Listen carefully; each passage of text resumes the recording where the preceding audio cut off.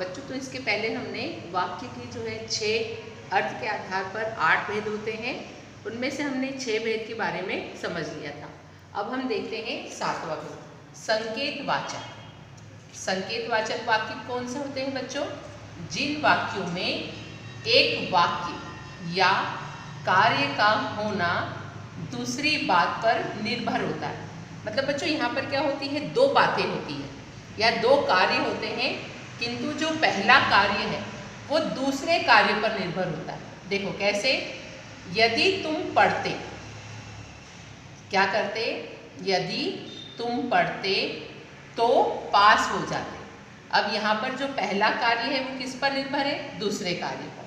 ठीक है, उसी प्रकार से एक और उदाहरण देखो बच्चों, यदि वर्षा अच्छी होती तो फसल भी अच्छी होती, है ना। तो यहाँ पर फसल कब अच्छी होती? यदि वर्षा अच्छी होती। तो इस प्रकार से बच्चों संकेतवाचक वाक्य कौन से होते हैं? जहाँ पर एक वाक्य या किसी कार्य का होना किस दूसरे वाक्य या दूसरी बात पर निर्भर होता है, और जब हम उनका संकेत करते हैं तो वो होते हैं संकेतवाचक। अब हम आखिरी देखते हैं संदेहवाचक। संदेह होता है ना बच्चों मन में, है ना।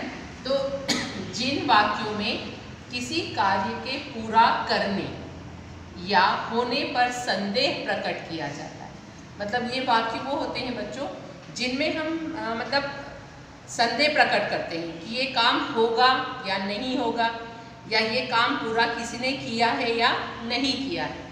तो जिन वाक्यों में किसी कार्य के पूरा करने या होने पर संदेह प्रकट किया जाता है उसे हम संदेहवाचक वाक्य कहते हैं।